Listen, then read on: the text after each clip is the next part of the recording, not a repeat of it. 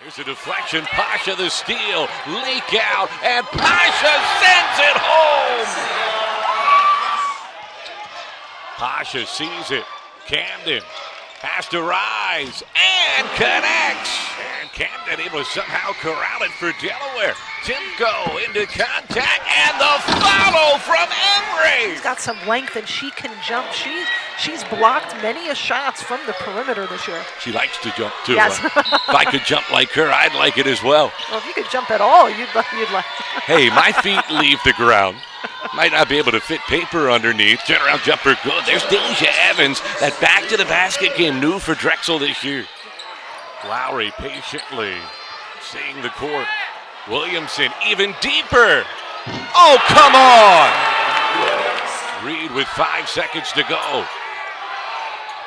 McGee, does he see the clock? Just in time, he goes reverse. And the defense sticking with it.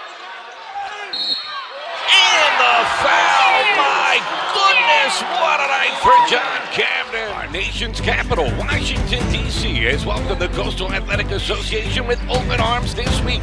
As day 3 of the Jersey Mike's CAA Men's Basketball Championship begins, things are about to get real. The champs are here as top-seeded Towson will take the floor for the first time. The Tigers have to deal with a Drexel team that put on a show in yesterday's convincing win over Elam. It's Towson and Drexel with a winner heading to the semifinals.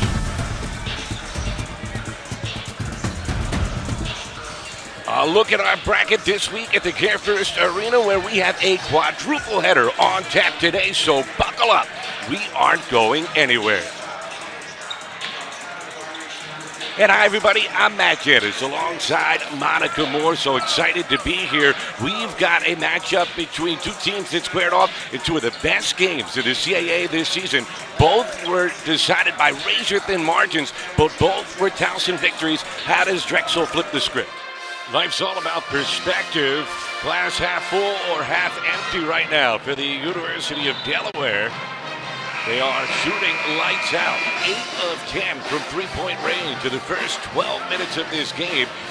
But they trail by 2, shooting 80% from 3, and you can't imagine they can keep up that type of shooting rate.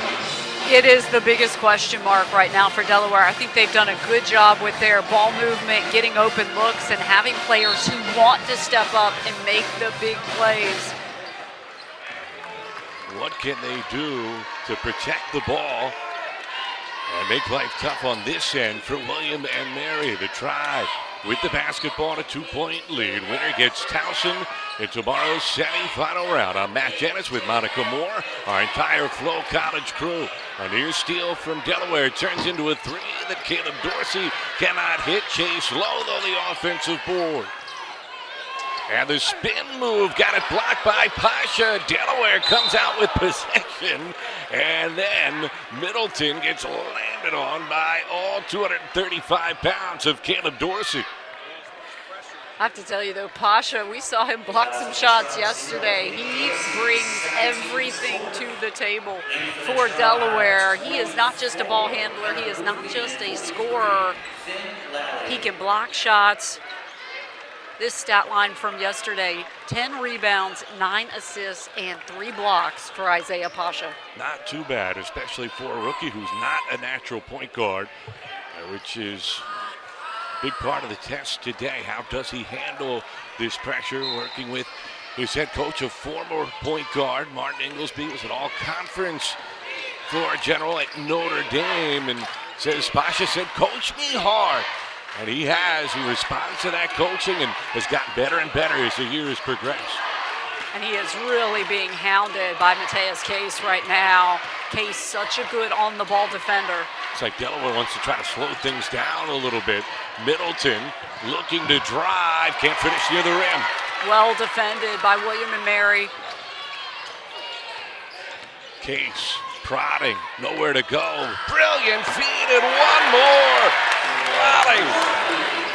This is what William and Mary is doing so well right now. They're sharing the basketball, they're driving, and they're dishing, and they're getting really good looks. Again, Delaware has to hurry to get it across. His second to spare. Timko left open in the corner, and the hot shooting continues. Well, you asked the question, Matt, how much longer can it continue? Well, a good sign for Delaware that right now they are still knocking down those shots, and a massive defensive play. John Camden is everywhere right now. That was a break for William and Mary, and actually probably a good decision. I'm not sure if Case meant to make it, but he landed still with the ball. Otherwise, it was going to be a layup. Back to that last three. Camden kicking it, great ball movement as they find Eric Timko for the open three. So Delaware a chance to get the lead back. Just over 6 minutes remaining first half. Timko going to work on Boothby. Camden fires. Wow! I mean, Matt, you can't play much better defense on the three-point shooter, and Camden knocks it down anyway. And then Riley gets a block the other direction. Delaware's turn to try to run. Pasha finds Lane. And finally a miss. It had to happen at some point. And an important rebound for Lally. Tribe down 2 with possession. And they're seesawing first half. And bang off the mark. Pasha up amongst the trees to grab the rebound. I'm telling you, he absolutely fills the stat sheet. Lane thought about it on a 2-on-1, and the hesitation cost him. Great hustle from Kelly Boothby. And it's important to note that Lane and Timko are out there right now for Delaware with those 2 fouls, having to play very smart. And it has been a whole lot of John Camden. Lally is right there defending him, but Camden pulls up with so much confidence and knocks down the shot. He is so difficult to defend. He's out of the game right now, and William and Mary probably happy about it. A well-earned breather. As Delaware will see what pace they try to play at as they hope to make their way through this first half foul trouble. Timko, one of the ones saddled with 2. Can't make the 3, gave Dorsey the board. Dorsey from halfway to midcourt, marries in. I mean, he was almost on the CAA championship logo with that shot. It was so long range for Dorsey. What do you think, 30 feet? Lane. Pasha really trying to find a teammate. Lane had gone back door, but he couldn't create the angle to get the pass off. Timko, the basket cut, the head fake, still the rejection from Ender. Great defense, great timing. And then the lob again, Pulliam. This is what makes William and Mary so tough. It's how they run the floor in transition. They are lightning quick. It is so hard to find them when they are cutting like that. It's not just the pace, but it's the wild swings in momentum we have seen as Lane battling with Ender, who rips it away.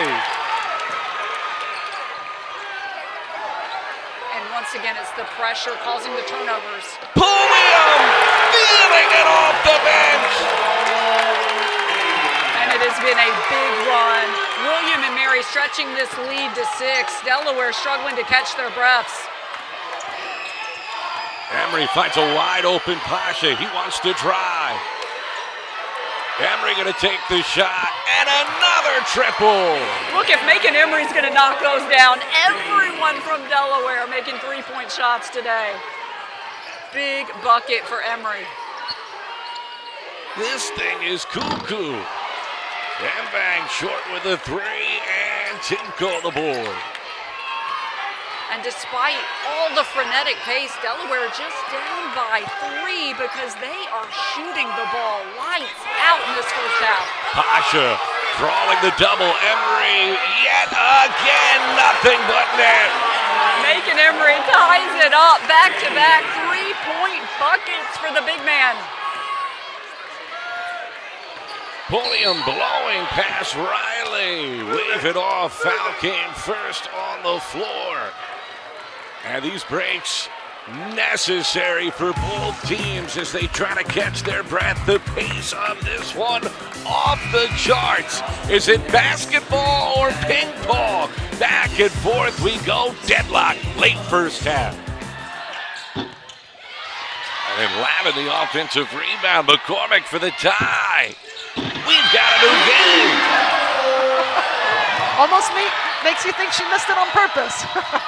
If she knew she was going to get that kind of roll, the basketball god's on her side. Rodriguez has got some nice rolls as well and has the response. Oh, the rims are kind. Rodriguez, I love her fire. She really is that emotional leader for this Monmouth team.